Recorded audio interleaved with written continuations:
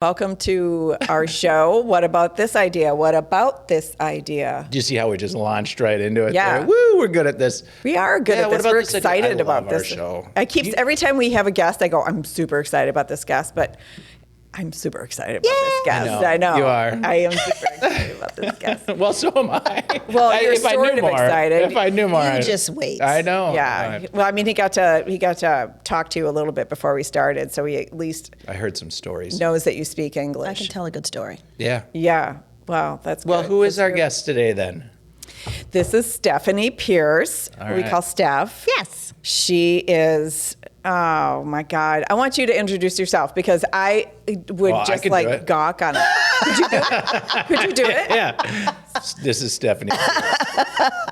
That's it. That's about all I know. all right, Yeah, okay. That's all you need to know. That's all we need. That's all you need to know. That's what they call me. Yeah. But okay. you are a recent entrepreneur. I am. Coming from a corporate position. Are you putting words in her mouth? Are you a recent entrepreneur, or have you been entrepreneurial in the past, but now you're just in a new endeavor? Well, I am, could I call myself like a reluctant entrepreneur? Oh, for sure. Yeah. So 2019. Who isn't sometimes? 2019 was when I left General Mills after being there for 24 years. Okay. So I had never planned to start my own business. Mm-hmm.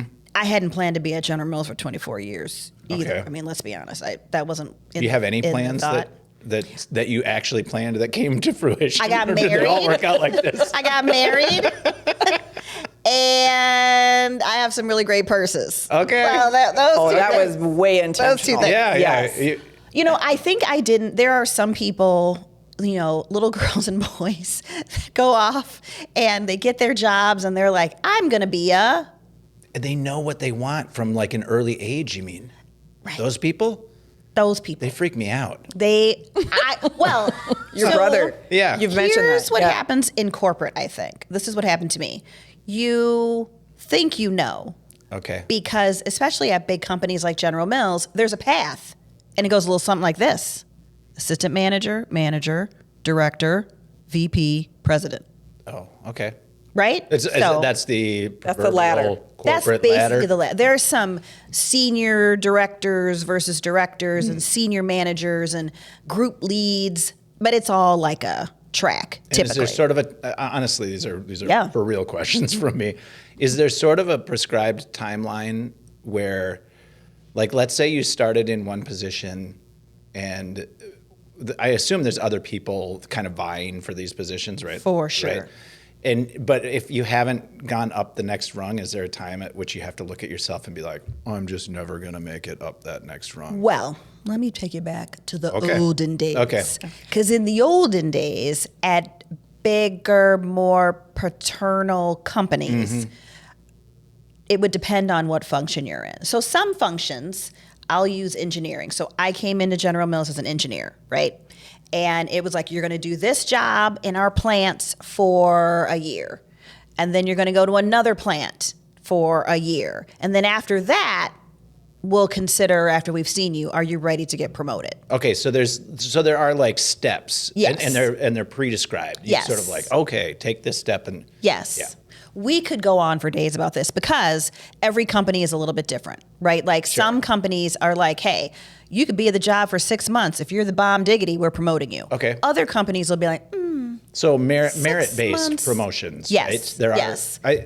Juliet's been into Game of Thrones lately, so I'm wondering, like, does anyone ever like knock their boss off? You know, like, do you get the people that are like, I don't know what happened to old Steve. Fastest way up the ladder is to push the other guy off. well, so not that I have not experienced that particular thing. Okay. Here's what can happen though. It could be if people are like, oh, that's Stephanie. She's a darn good HR person. Okay. Let's give her this really cool, exciting job where she's going to get a ton of visibility and everyone's going to see her. And when they love her and we want to promote her, everyone will say, hip, hip, hooray. They'll understand why you're getting the promotion. Right. Meanwhile, back at the ranch, my peer, they're like, maybe.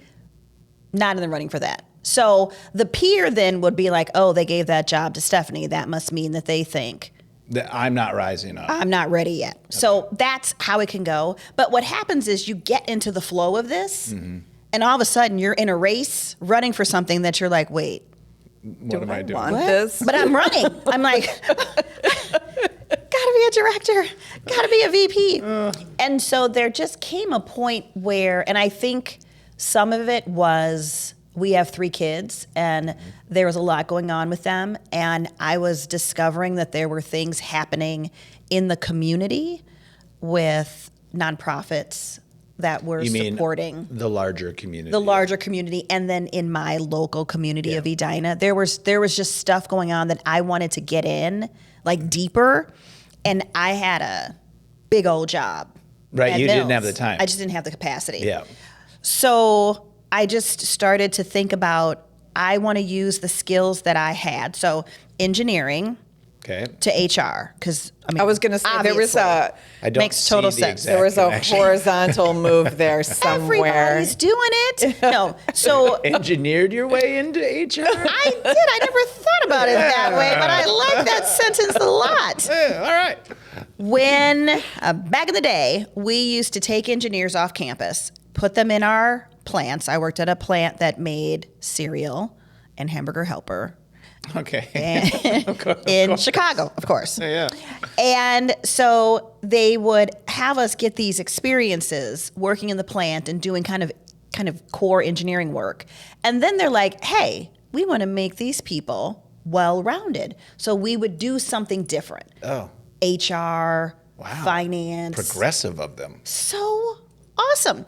So I wanted to do HR because I thought HR was recruiting. Right? Which is the funnest part of right, HR. Juliet? So I'm going to go to, campuses and talk to Society of Women Engineers, and because What kind of engineer?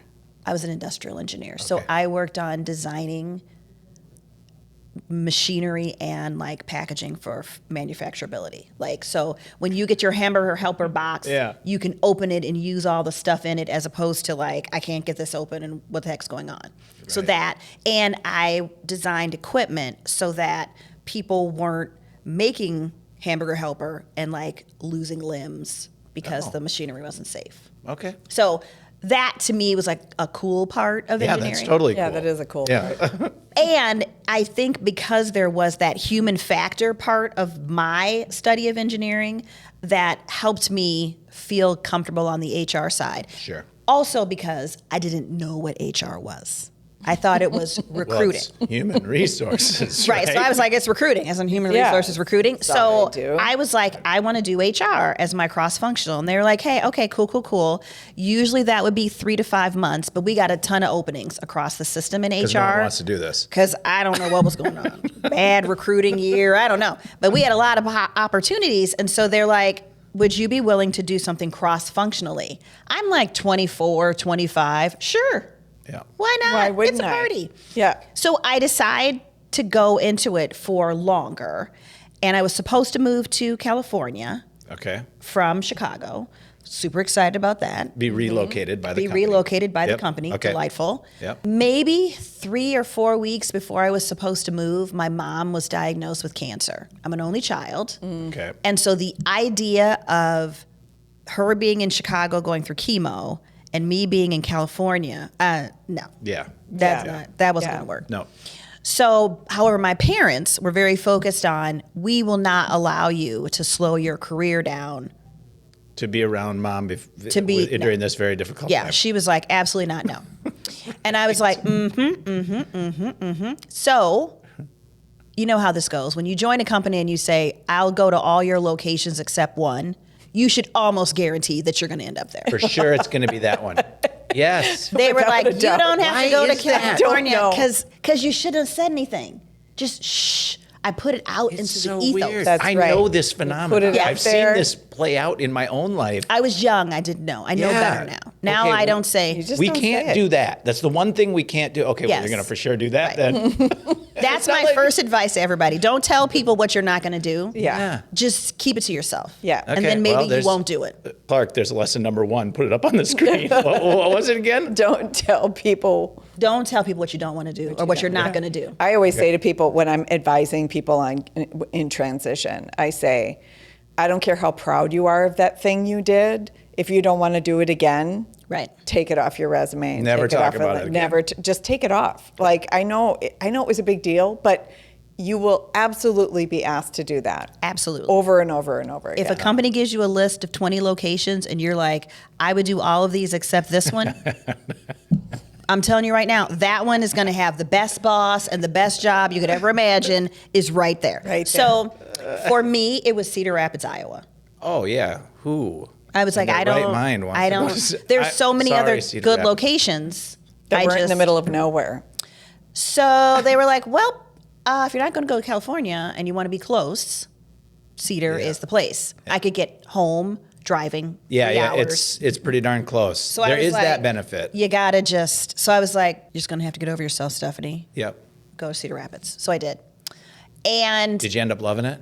best decision I ever made. Yeah. The first 3 or 4, 5 months, real tough because I went home every weekend to see my mom.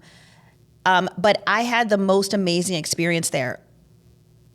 Also, the most horrible experience of my life. So my mom got very sick and was dying. Okay. And I was in Cedar. My dad calls. I had been there for 2 months. My dad calls, talks to my boss, doesn't know him, Oh, never yeah. met him. Yeah. And it's like, we got to get Stephanie home. They call me from the plant into a conference room. It's the plant manager, Yeah. my boss, and the HR team. I have met these people like 2 months ago. And the whole time I've been there, by the way, I'm like, oh, I'm from Chicago and I'm so fabulous. And what are we eating? And where am I going to get my hair done? So, I mean, I had not endured myself really to And anybody. they were like, "This is Cedar Rapids." They're honey." like, girl, we love it here. Lord. We have raised our families here. You need to fuck Figure up, it out. Buttercup. Yeah. So in that moment, these people that I did not know got me a plane ticket, got me on the plane, packed my bag, Yeah. took my dog. Like, Yeah. What? it was humanity. That's humans doing nice these human stuff. wonderful human people that I did not know. Because they came to me, they're like, your mom is dying, we got to get you on a plane. In that moment, I yeah. can't move. No. So legit, takes my keys, car, packs my bag, takes my dog. They take me to the airport, walk me to the plane. You know, you can't do that anymore. No. But back in the day, you totally could. They get Yeah. me on the plane. And I get to Midway. My dad is there. I just remember getting off the plane. It's like he was Michael Jackson in one of those videos where there's like him and like 75 people behind him because he had like Entourage. security. Yeah. Was like coming to get me to get us to the hospital quickly. Oh my And God. it was that moment that I realized I was in the right place with the right people. Yeah, clearly. And it just changed the nature of how I saw my experience in Cedar Rapids. I became a like 220 bowler. I was like, No shit. I was bowling last night. I was bowling last night. I'm not a 220 bowler. I mean, I embraced like, I'm bowling gonna embrace like this. you would not believe. love it. I had these super long nails. I had a special ball made so I could like totally bowl. I lost like 25 pounds because I exercised all the time. Yeah. Yeah. I was able to buy a house, a condo, because it was inexpensive. So I Cedar could Rapids. start like that journey of building wealth through home ownership at 24 or whatever it was. But it was one of those moments where I did have to kind of get over myself because there was no shopping at Nordstrom. No. And there was no like super, phenomenally fabulous downtown restaurant. No. And that was okay because I was in this place with these really awesome people who were very proud of where they came from and what they did. General Mills was a huge employer in the Yeah. area. And so it was just the right experience at the right time for me. And so I think that really cemented my interest in staying with General Mills because I just continued to meet people that were just phenomenal. Well, this all sounds lovely. It was so lovely. Yeah. And then I had kids. Yeah. And I'm like, there are nonprofits and there are small businesses that don't have HR. And I'm building up all these skills and capabilities. And I'm like, I just saw this nonprofit get $2 million do they have the leadership to do what they need to do with that $2 million? And is there a way for me to help them? Right. And I'm looking at my daughters saying, I hope that you never have a bad manager. You probably will, but what can I do? Well, here's what I can do. I can get out to as many companies as I can and work with leaders on being great leaders. Yep. So thus I said, okay, maybe 24 years is good. And at General Mills, 24 years, that made me like So you Team moved 80. up to, you moved up to Minneapolis though from Cedar Rapids. I moved, so I grew up in Chicago. I went to University of Illinois for undergrad and then Northwestern Kellogg for grad school. I was in Illinois and Iowa for about 7 years working in our plants. And then in 2001, I came to Minneapolis. Okay. And then worked I walked into the same door for 17, 18 years, and then I didn't. Wow. And you didn't because you decided you needed to start your own thing. I needed Did you get to the top of the ladder and it was just like, where else am I going to go now? I did not get to the top of the ladder, but I got to the top of my ladder. Yeah. And I said, I think it's time for me to do something else. Obviously, I'm a little risk averse. I stayed one place for 24 years, so there's that. Right. Most people are. And starting a business is hard. It's super hard. It is. It's very hard. Look at your faces. You're right. It's Especially if you don't know what you're doing. Like, I didn't know what I was doing. And then I felt a lot of pressure because, they're like, oh, you're an engineer with an MBA. No problem. And I'm like, right. No, it doesn't necessarily translate. It doesn't translate. It does not translate. But I felt like it should because everyone was looking at me like it should. I think MBA holders, I think people look at them and say, oh, that's a business person. Like not necessarily the founder. Once it's up and running, that's probably someone you want to have come in and help you tweak things and make it work. But starting something from scratch is a whole weird different to thing. get an MBA when it doesn't have meaning for you. Right. Like if you were getting your MBA right before you opened your business, you'd be looking at all different kinds of things in those classes. Sure, you'd be crafting the experience to guide I mean, you have your values, and that is what you would focus on. Totally. Yeah. And I think there's different kinds of people, right? There are some people, this is me, who when something has been built and you need somebody to come in and like take it to the next level, I got you. Yeah. There are other people who are like, there's this little pea of an idea. What are we going to do with this pea of an idea? And they take it and like, I'm not the white paper person. I'm something needs to be, I need a framework. Right. I need like a strategy statement. I need some employees, and then I can go. And so that was the part that was hard. I like this. Like I see it all the time where I'm like, where people have a business and they're like, I got it to this point, but I just can't seem to get it to the next point. That's where you would maybe come in and be able to I got you. Yeah. But in the beginning, I don't know. So that was freaking me out because I'm like, it makes sense to me. what do I do? So, and like, what do you charge? I don't know. And How then do you look put back like, what did other people charge me? Right. Is that worth it? Totally. Right. How do you put a proposal together? Right. Where is all said work going to come from? All of these things. That's the hard stuff. Well, And then you get the insurance requirements from the vendor person, and you're like, I need insurance? right. That was also one where I was like, I need a lawyer? Yeah, I probably do need people to sign agreements and whatnot. So that part. Early stage stuff is Yeah. tough. Well, and then I kept reading these books that were like, don't get focused on goofy stuff like your website and your logo. Right.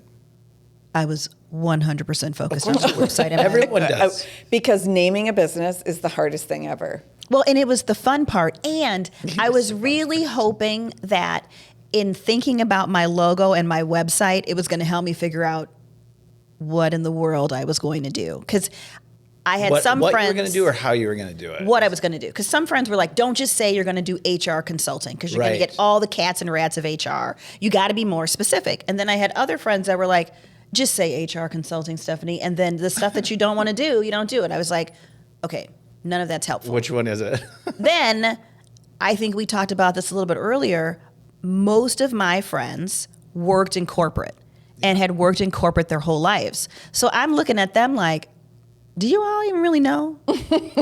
You're just making this stuff I up, need aren't to you? talk to somebody who's not in corporate America They right don't now. know. And so that was the other thing, is that this wonderful, amazing network that I have, and they helped me a ton.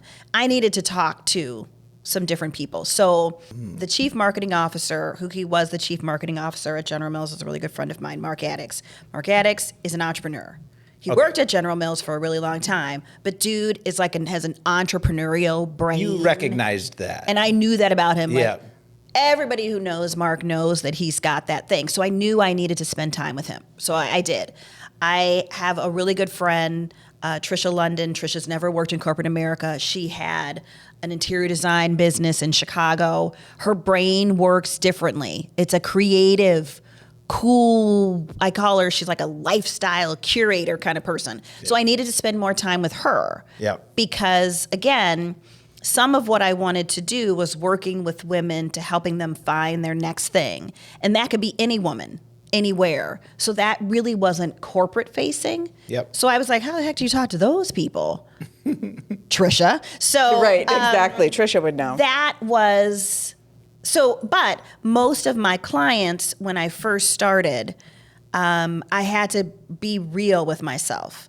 And the reality was the people who knew me were kind of the big company people. Yeah, right. So as much as I wanted to get to nonprofits and all that stuff, my husband was like, girl, you need to make some money. So I was like, fair. So I needed to take the work from where it was coming, and that was big companies. And primarily, thank you, General Mills, it was people who had worked at General Mills who had gone elsewhere. So they knew, hey, I need to do leadership development. Stephanie, can you help me? We speak the same language, Yeah. even though I'm at this new company. Yep. Can you help me? And so that, like, I always tell people, try not to burn bridges up when you leave a company. No, for sure not. Because this is a great example of, I have wonderful relationships with the folks at General Mills, including our CEO. He lives in my community. He's a wonderful man. Yep. I value the relationships that I had, and I was there for 24 years. And now I look back at the list of businesses and things that I've done over the last 5 years, a cool 80% are either people who worked at General Mills who went someplace else, Right. or somebody who knew me from somebody who worked at General Mills. And so that's just has, buoyed my business for the whole time. It's like totally awesome. That's pretty amazing, because I work with a lot of people. I just introduced you to someone who was at, where was she? I forget. Anyway, she's amazing. But she was also at a bigger company for a long time. And I think it's really hard for most people to break out of that realm, even though the lowest hanging fruit is all these connections that you have in these bigger companies. But that the business end of that, or making it a business, or talking to someone who used to be your colleague, now they're your client, I think people usually have a hard time building that. But it doesn't seem like it's been too hard for you. It didn't. I didn't realize how strong of a community it was until I wasn't there. Yeah. And especially as I was thinking about work in the Twin Cities, General Mills has a really, really good reputation. Totally. The employees that come out of that place are just rock solid. And so that was also totally awesome. And it helped me. So in the beginning, I was like, I'm just going to take all the things, unless I knew for sure it was stuff I didn't want to do. Right. Employee handbook. I didn't do that when I was at General Mills. You don't do employee handbooks? I'm not doing an employee handbook You can now. just have AI write them now. So like, Write me up an employee handbook. but I tried stuff. I did a bunch of different things. And what I learned was, when you work in a corporate environment like a General Mills, there's a lot of structure and framework around who does what. Like, you got to keep people in isn't their that the whole lanes. thing? Like, It's you built do that this, way. you do this, otherwise chaos. Yep. But what that also means is there are things that maybe I want to try that I might not have the opportunity to try. Sure. No fault of theirs. It's just everybody, they can't have everybody do all the things. All the HR people can't be engineers, and all the engineers decide to be HR people. Right. No, we must have order. Yeah. But there were things that I wanted to do, like the ability to create like leadership development programs. And that's something that I think about now. Like I have, and my husband, we have a really deep network of corporate executive types in this community. Okay. And so I'm like, okay, how do I use them for good? Well, here's one way. I have access to them, but there are people at mid and smaller size companies who don't have access to these That's leaders, right. and they'd love to spend a little bit of time with them. So is there an opportunity for me to create a leadership development program where you could spend some time with, CEOs and heads of HR? Yes, I think I could probably put that together. Did you do it? I did not. Oh, you have not done it. But this is my idea. That's like my new thing. Like I needed to get my feet wet. Like We're getting I into the needed what to- about this idea. I know, part, right? So right? this is my what about this idea. right, It's all right. just how do I take the network that I have and use it for good for other people? Because I take for granted the people that I know have helped you along the way, and who have helped me a ton, who have listened to me ask the same question, who, it's not a bad thing when your like besties are all heads of HR at big old giant companies. right. I mean, right. that's kind of nice. Well, So I especially if can you're going to start a business that might rely on knowing those types of people, that probably is helpful. send a little text message. Hey, Hey. you. Yeah. So that I do work with Evereve, and I love doing work with them. It's fashion. Ever Eve? Evereve. They are women's retail. Are you? She's laughing at me, not near me, not by my me, God. but directly at me. I have no idea what Ever Eve is. It's a nice boutique chain of women's clothing. International, I assume, or something. National, based out of Minneapolis, based out of Okay. Minnesota. Something I should know if I- Flagship in Edina, over 100 stores now. Oh, okay. I mean, those people. Just saying. It's kind of a big deal. Kind of a big deal. Kind of a Yeah. big deal. Ever Eve, huh? Ever Eve. And what do you do for them Well, or with them? And do you get discounts? Oh, I'm sorry. Are they looking to sponsor a show? They are delightful. Their co-CEOs are wonderful. But I started just doing some coaching with their CEO, Megan Tamty. Okay. And we shared dreams, like what are the things we'd want to do, and she's delightful. And then one of the things I said, I'd kind of like to be in a magazine one day, and wouldn't that be fun? You and I was want to just- personally be in a magazine? Yeah, I was just joking around. Why not? Why You not? live but You're once. asking. Yeah. Couple This is weeks just later, brainstorming, right? We were just talking. Yeah. Like I'm Stick it like, in a magazine. I would like to do something that's not so corporate-y. Like Yeah. I want to explore the other side of Stephanie. And a couple weeks later, she was like, hey, we're starting this, we got this style crew, and you'd come into the store and you'd try on clothes and we'd film you and we'd put it on Instagram. How do you feel about that? I was like, yes. I'm on my way. Is there something I'm missing that I would say right no? now. Do I get to keep the clothes? Like, I will be there right now. So what I love, the ability to do stuff like that allows me to be a learner. So first of all, I'm doing something that's I would have never imagined at 52. I'm trying on clothes and people care. So that is huge. But also, I am in an industry and surrounded by people who are doing things that I really don't know anything about. Social media, styling, buying. Yeah. No idea. SEO, all that stuff. stuff. Yeah. I'm not knowing anything about that stuff. I don't Right. know. And so what I love is I get to sit and watch them do their thing. Like we'll be doing a photo shoot and it's like, where are we going to put the water? Where does it go? And I'm thinking that I'm going to be the problem, right? Oh, Stephanie, you're having a hot flash. That's not good. But they're like paying attention to all these things, and they're so smart, and they're looking at the lighting. It's just amazing. Like for me, I just sit there and I'm like, why are you doing that? Okay, really, why? What about this? Oh, okay. The engineering side of you, or just the curious side? Just the curious side. Yeah. That curiosity is. I love it. It's such a happiness maker. And they don't give a rip about where I'm from and what I've done or who I know. Right. Not one morsel, because they're like, we got to get this catalog done. So Yeah. we need you to stand in this spot and like turn for about 3 minutes and then go on your way. So that, like the ability I didn't to know do that part. That's pretty amazing. it is the highlight all the time. Like, Really? and for some people, I'm sure they would be like, I don't want this. I don't want Oh this. no, there's a lot of people I'm sure who wouldn't want it, but that's awesome. But I love it. So again, I love that it you gives love it. the chance. I always feel like the chance that as we get older, I think there's this tendency to think that there's going to be less and less available to us because we're older. And what I love about this is I am older, and here is this wonderful opportunity that was presented to me, in part because I had the willingness to forge deep relationships, and also the willingness to be vulnerable and share a crazy dream. Like what you actually wanted. Yeah.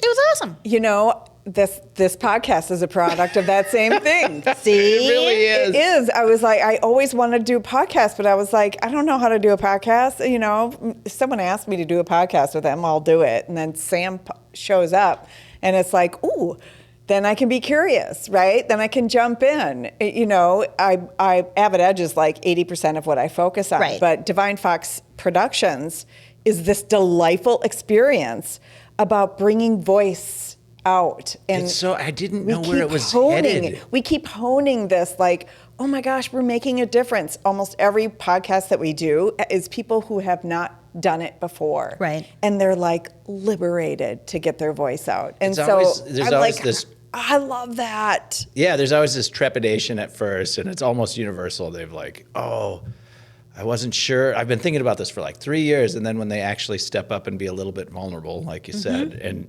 and do it, they're 6 months later, they're like, I love every bit of this because now I get to speak my words, my truth about life. Yeah. One of the things that I found after I left Mills is a lot of times we try to make one thing all the things, right? So when I left, my biggest issue, when I went to work, it was like, you're an engineer.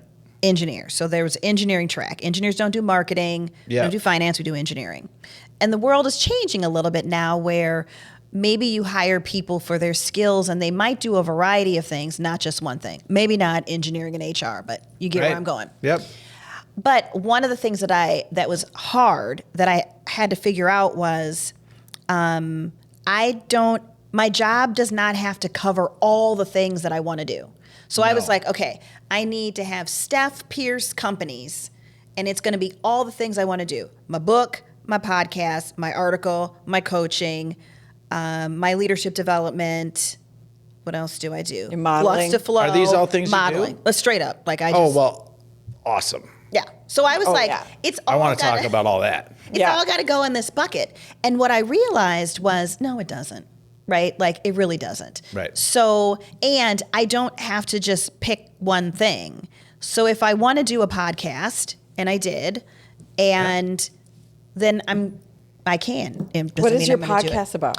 Our podcast, it's me and Julie Burton, my little boo-boo bestie, Julie Burton is the owner and founder of Modern Well. Yeah, I interviewed her Yes. years ago on Yes. Legacy Matters. See? Have her on the show. She's great. awesome. Yeah. Awesome. So Julie, I met yeah. Julie through another friend, Julie Harper, who, when I told Julie Harper what I was thinking about, she was like, you got to meet Julie Burton, because I think the two of you have the same idea around essentially supporting women Oh, that's super in cool. doing their thing, whatever that thing is. So Julie and I met, and she's like, I think I'm going to open this Modern Well. I swear, 6 months later, she opened it. Meanwhile, I'm like, what's my logo going to be? Like, Right. nah. 6 months of logo working.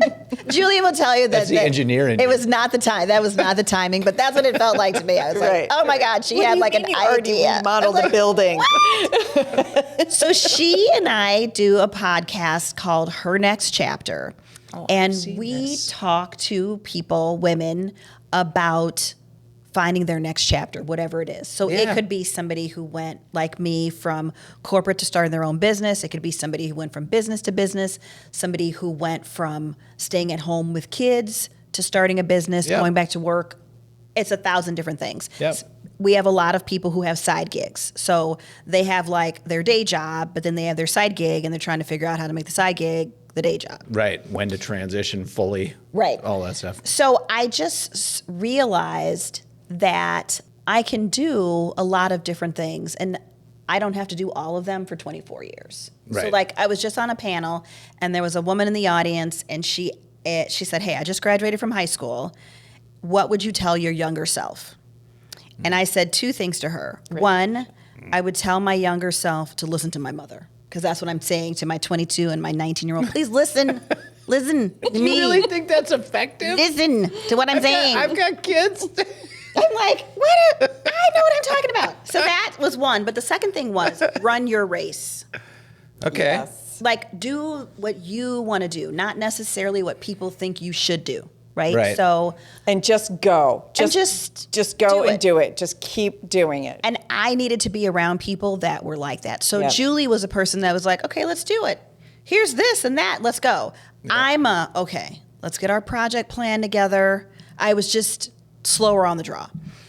But I need to be around people who are like, let's just go. So Yep. we did it. Awesome. But I think that's the key. It's like you have to, what I know now and what I try to impress on my kids is try some stuff out. Yeah. Just try it out. Try a bunch of stuff. And if you don't want to do it, you just won't do it anymore, right? But you've tried it. But at least you've tried it. I didn't know if I could write. I'm a pretty darn good writer. I didn't know if I could create development programs. Pretty No good problem. at development programs. And so, I didn't know I could model. right. I could model. Right? I didn't know I was a podcaster. Yeah. I guess I'm good. So there are some things that I've done that I was like, nope.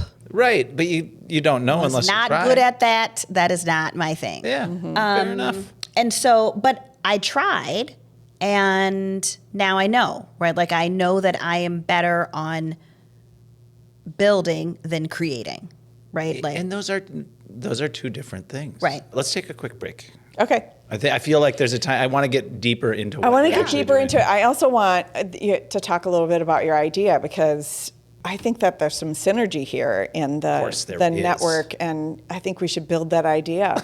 I'm excited about it. Feels like a little bit like something you've been talking about lately. So, It does. all right. see? All right. We'll be Okay. back. Bye.